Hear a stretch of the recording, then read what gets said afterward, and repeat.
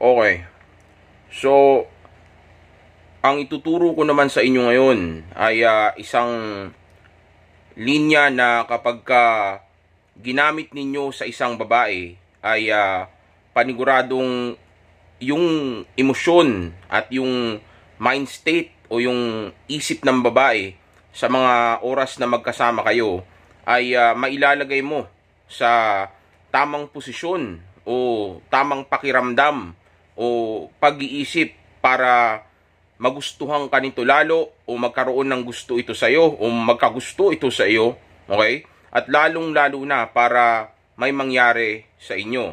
Pero bago ko ituro itong bagay na ito sa inyo, gusto ko munang magkasundo muna tayo o magkalinawan muna tayo na itong ituturo ko sa inyo ay hindi ninyo pwedeng gamitin sa hindi maganda o sa mga maling gawain, okay?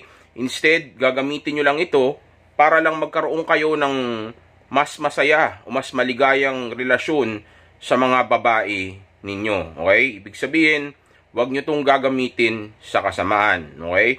Gagamitin nyo lang ito para lang maging maayos yung relasyon ninyo, okay? Ngayon, ano ba itong bagay na gusto kong ituro sa inyo? Well, actually, itong ituturo ko sa inyo nga ay isang linya na kapag sinabi mo sa babae, ay hindi naman ibig sabihin kapag sinabi mo ito ay mangyayari na kaagad yung gusto mo. O sabihin nating bigla na lang mangyayari na kaagad yung bagay na inaasam mo o inaasam ninyong dalawa sa isa't isa. Kundi ang mangyayari nga lang ay mailalagay mo sa tamang sitwasyon yung lagay ninyo. Okay? Pero of course, hindi lang ito yung bagay na sasabihin mo o gagawin mo para may mangyari sa inyo, para magustuhan ka ng babae, o para mailagay mo siya sa tamang mood o tamang vibe sa mga oras na ito. Okay? Matter of fact, importante rin na alam mo kung saan siya dapat hawakan, kailan siya dapat hawakan, kailan siya dapat haplusin, kailan mo siya dapat sasabihan ng linya na ito, okay? Anong klaseng vibe mayroon kayo sa kwarto, anong klaseng vibe mayroon kayo sa isang lugar, okay? Ano pa yung ibang linya na gagamitin mo, okay? Kumbaga, isa lang ito sa mga katulong para mangyari yung bagay na dapat na mangyari sa inyo, okay?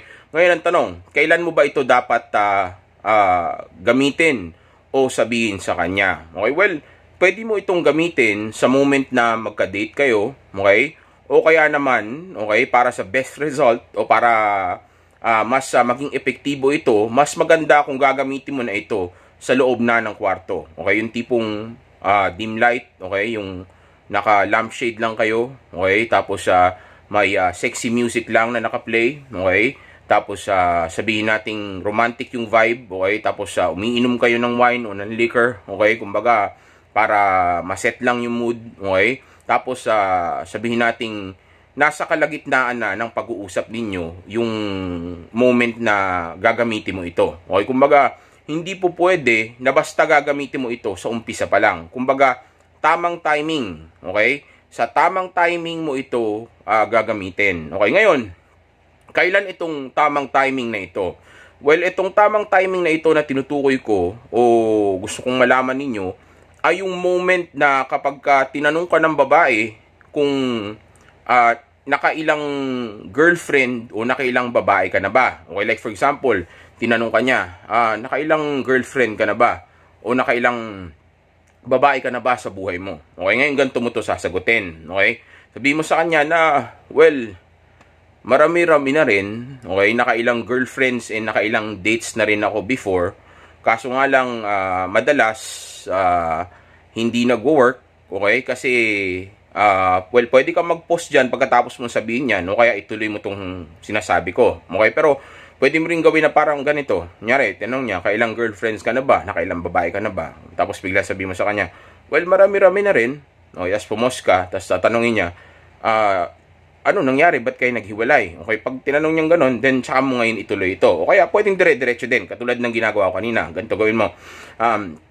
Well, marami-rami na rin. Okay, nakailang girlfriends and ilang dates na rin ako. Yun nga lang, kadalasan hindi nag-work kasi nga sobrang career-driven, goal-driven, o sabihin nating ambisyon at purpose ko ang focus ko sa buhay ko.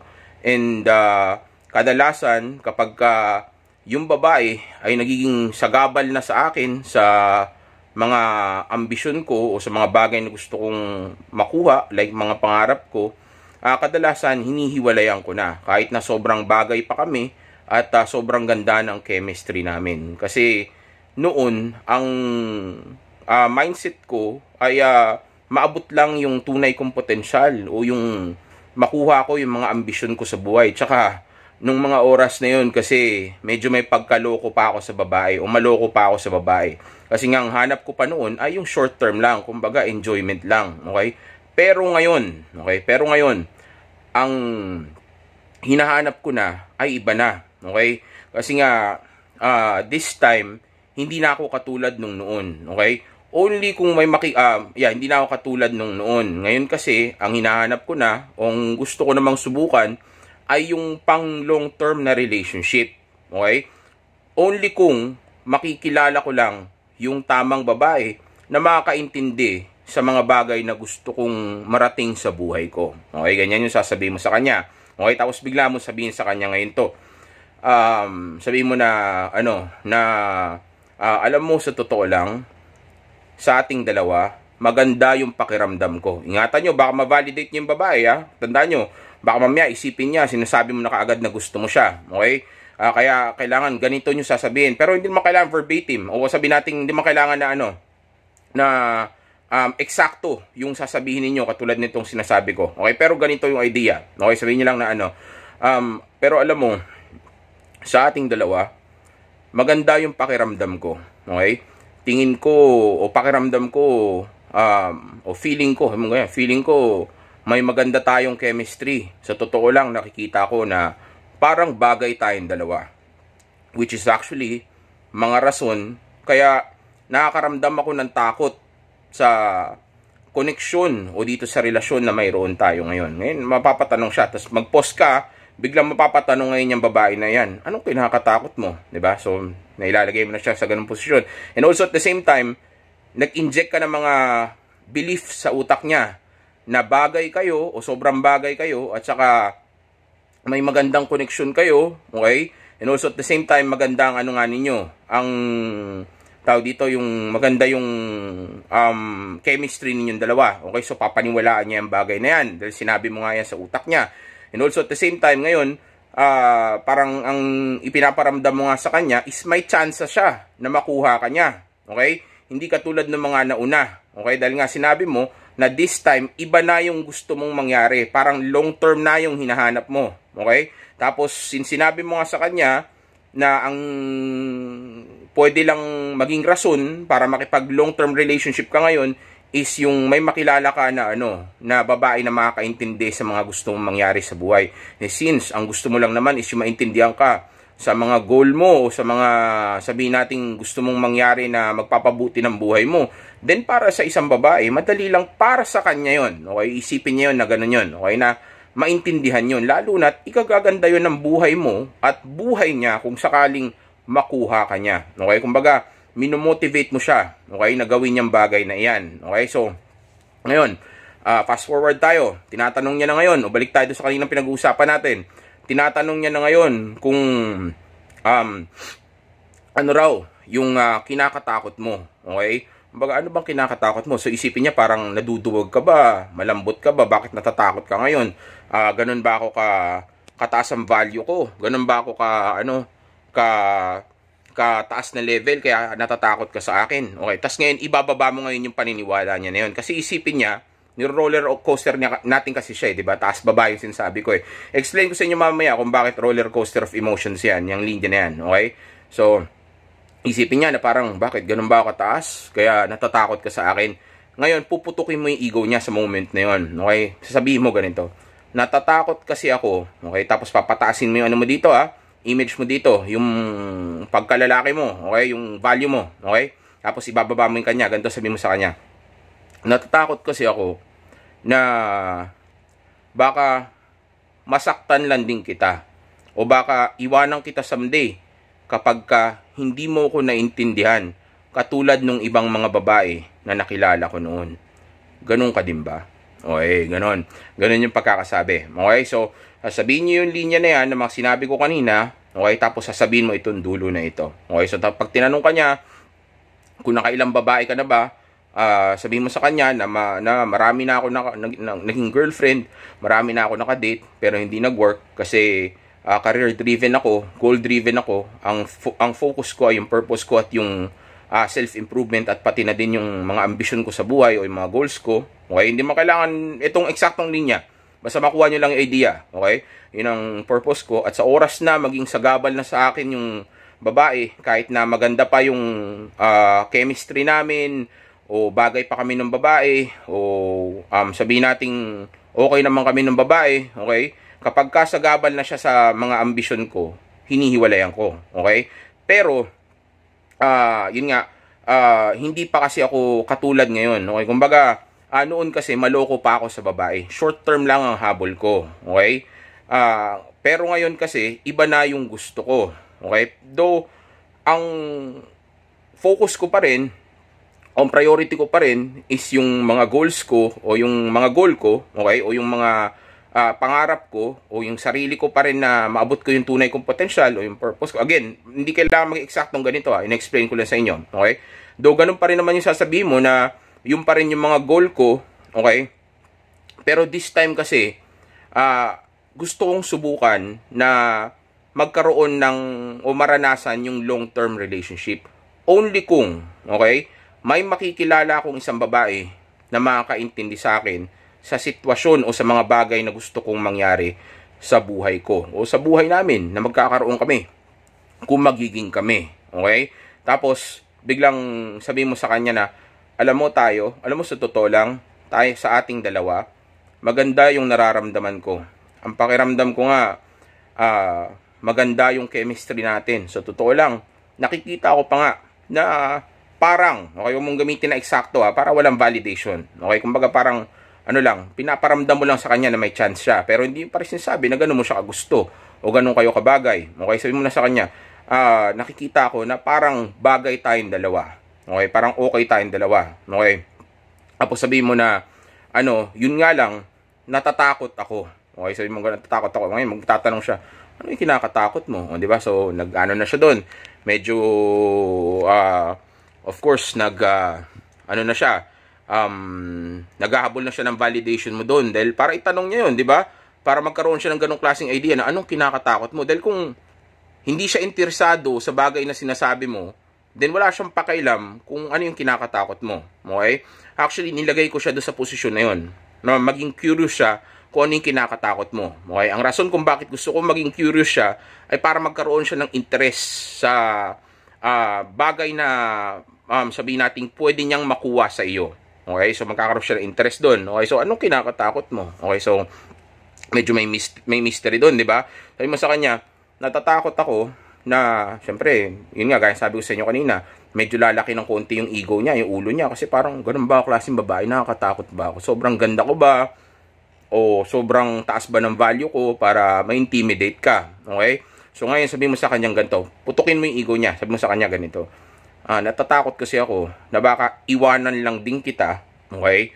O kaya, masaktan kita, okay? Sabihin mo, takot kasi ako na baka masaktan lang din kita, o kaya iwanan lang din kita, katulad ng mga dati kong naging babae noon, kapag ka hindi mo ko naintindihan sa mga bagay na gusto kong mangyari sa relasyon na pwedeng magkaroon tayo o sa sa relasyon na pwedeng magkaroon tayo ngayon o kaya sa future. Okay, so ganito para mas malinaw.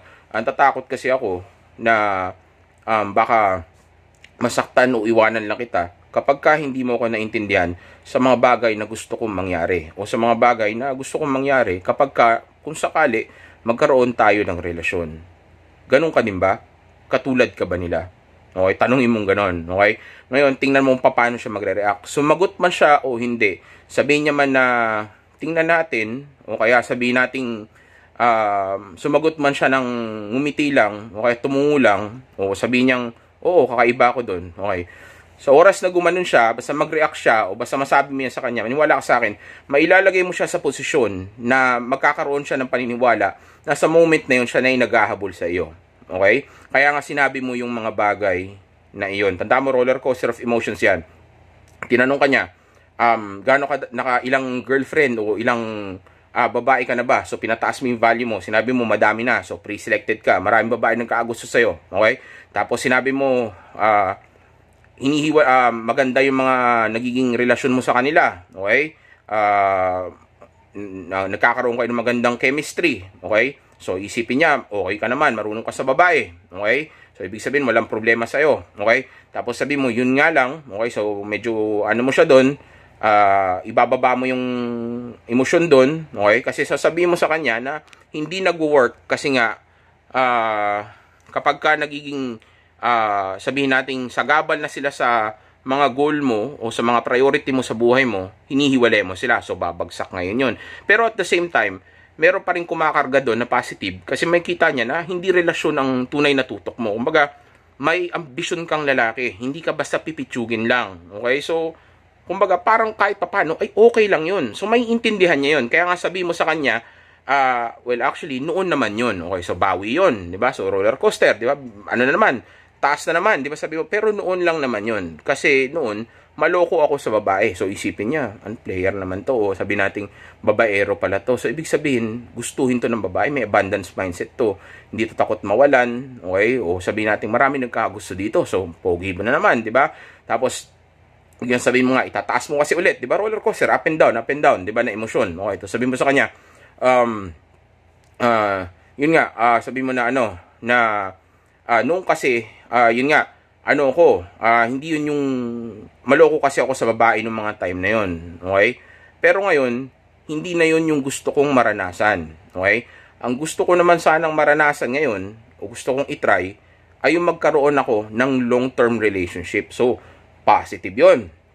Tataas ngayon yun, okay? Tapos sabi mo sa kanya, only kung, babagsak na naman yan, okay? Only kung may babae akong makikilala, well, hindi ka agad siya babagsak ng todo. Kumbaga parang nasa gitna lang muna siya. Bibitinin mo yung pagbagsak niya. Okay? Kasi may suspense yun di ba? Only kung, pause, tapos biglang sabihin mo, only kung may makikilala akong babae na may intindihan ako sa mga bagay na gusto kong mangyari sa relasyon na magkakaroon kami. Okay? So, pag sinabi mo ngayon sa kanya yun, since nung sinabi mo sa kanya yung umpisa ng mga line, alam naman niya na madaling intindihin yun dahil nga goals mo lang naman ang priority mo, di ba? Since maganda nga yun dahil ganong klaseng lalaki ka, high value ka, okay, then para sa kanya, ang dating nun, kaya ko yun, di ba? So, nagabol na ngayon siya sa validation mo nun, di ba? Kaya ko yun, madali lang naman yun, di ba? Hindi niya kagad sasabihin sa'yo, pero maniwala ka sa akin, makikita mo, mag-iiba yung demeanor niya, mag-iiba yung reaction niya o yung pakiramdam mo sa kanya sa mga moment na yun. Mag-iba yung mga facial reaction niya, yung mukha niya, okay? So, ngayon, sabi mo na sa kanya na gano'n, di ba? Kasi nag-eject ka sa kanya ng mga belief ng mga commands di ba? So, yun, pagka nakakilala ko ng babae na makakaintindi sa akin, di ba, na sa mga bagay na gusto kong mangyari sa relasyon na magkakaroon kami.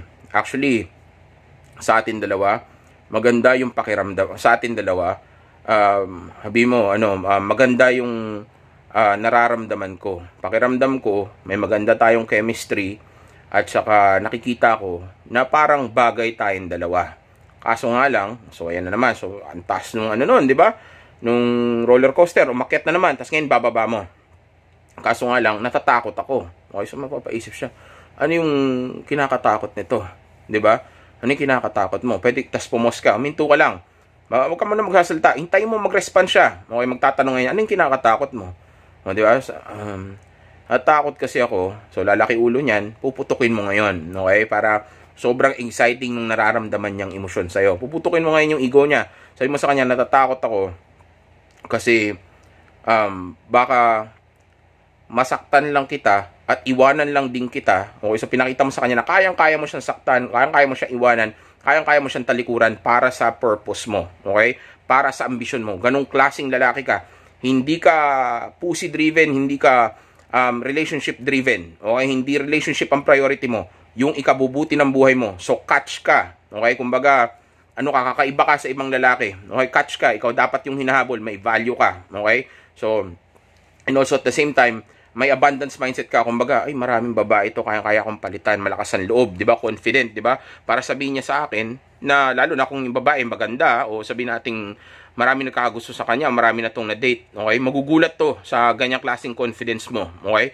So pag sinabi mo sa kanya na yun nga lang, natatakot ako kasi natatakot ako. Kanya naman, natatakot ako. Ngayon sasabihin niya, ano kinakatakot mo?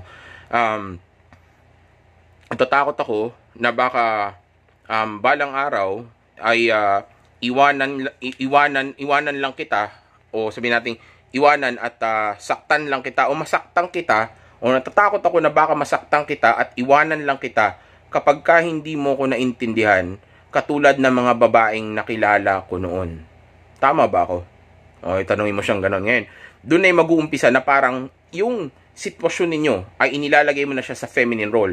Siya na ngayon yung nasa chase, ikaw na ngayon yung prize. Okay? So sa oras na marinig niya yun, o sa oras na magawa mo yan sa kanya, maniwala ka sa akin, yung babae, magkakaroon siya ng paniniwala, okay, na ikaw na ngayon yung, ikaw na yung dapat na nililigawan niya, o dapat na hinahabulan niya ng, sabihin nating, o kinukunan niya, o naghahabol nga, ng validation. Okay, so, magmumukha na nasa feminine na siya, tas nasa masculine ka na. Pero of course, pag sinabi mo ito, dapat tama yung boses, okay, mabagal lang, mababa lang, okay, smooth lang, okay. Tapos tama yung masculine frame, tama yung facial expression, yung eye to eye contact nandoon present, yung sabihin nating vibe ninyo dapat romantic. Okay? So hindi po pwedeng basta sasabihin mo lang. Okay? Pati yung timing dapat tama. Okay? Para pagdating ng time na yun, pag sinabi mo yun na ganun, maganda na yung sitwasyon para may mangyari sa inyong dalawa. Kasi pag sa oras na sinabi mo yan sa kanya, sinabi mo nga na, tama ba ako? O niya, sinabi mo ganito. Kasi, natatakot ako na baka pag dumating yung araw na magkaroon tayo ng relasyon, o baka dumating ang araw na masaktan lang din kita, o kaya iwanan lang din kita, katulad ng mga dating babae na nakadate ko noon. Tama ba ako? Ngayon, pag sumagot siya, tumungo siya, o nakatingin lang siya sa'yo, sinabi niya kahit anong sagot, kasi sinabi niya na na tingnan natin. Ganyan, syempre, papakipot ang babae. O kaya sabihin niya na, hindi ko pa alam sa ngayon. O kaya tumungo lang siya, umiti lang siya. Okay? Kahit anong response niya, sabihin mo sa kanya to. Isunod mo to with confidence, eye to eye contact, seductive yung voice. Okay? Tapos, sabihin nating, dapat, hindi kayong mabilis magsalita o yung nininervyos o yung nanginginig. Okay? Tapos sabihin mo sa kanya to, halika dito, tabi ka sa akin. Okay? Kahit na ano pang isagot niya, patabihin mo sa iyo. Okay? Kaya nga sabi ko sa inyo kanina, mas maganda ito kung gagamitin mo ito sa loob na ng kwarto. Okay? Yung tipong papunta na kayo sa langit. Okay? May mangyayari na sa inyo. Okay? Para pag pinatabi mo na sa iyo, pwede mo pang ring gamitin yung ibang mga lines na itinuro ko sa inyo. Pero sa totoo lang, pwede na kayong mag-quadruplay. Okay? Number 2, 3, 4 play. 5 play, 6 play. Okay, nasa YouTube tayo, bawal sabihin. Pero alam niyo na yan, kung anong play yung sinasabi ko. Okay, pwede nyo unahin sa may bandang dito.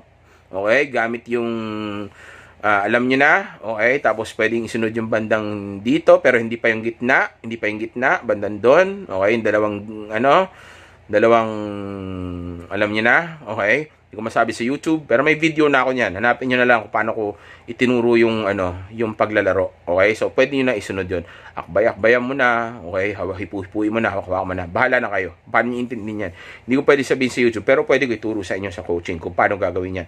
Pero maniwala kayo sa akin dito, sa sinasabi ko sa inyo, tinuturo ko sa inyo ngayon. Sigurado ako, okay?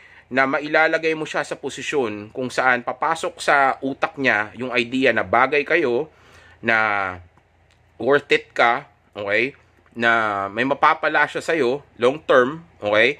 Tapos also at the same time, papasok sa utak niya na ito yung moment para patunayan niya sa sarili niya o patunayan niya sa'yo na siya yung babae na hinahanap mo o babagay para dun sa description mo kanina. Okay? Na kapag ka nakakilala ako ng babae, only kung makakakilala ako ng babae na maiintindihan ako o ibibigay yung mga bagay na gusto ko. Okay? So parang ganun yung dating nun. Kaya pagka sinabi mo sa kanya yung halika nga dito, so mas mabilis na siya na na papayag o ibibigay yung bagay na gusto ninyong mangyaring dalawa. Okay, kasi nga magkakaroon siya ng paniniwala na dapat kanyang i-impress o dapat kanyang pasayahin o dapat niyang makuha yung validation mo kung siya nga ba talaga yung babae na iyon. Okay?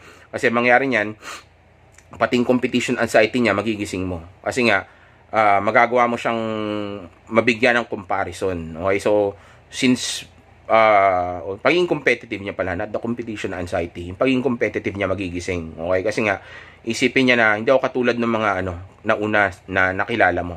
Kaya kong patunayan sa'yo na iba ako sa kanila. Okay? So sa moment na yon, syempre naka-guard down na siya. So kung naka-guard down na yung babae at naka-ready na siya, okay?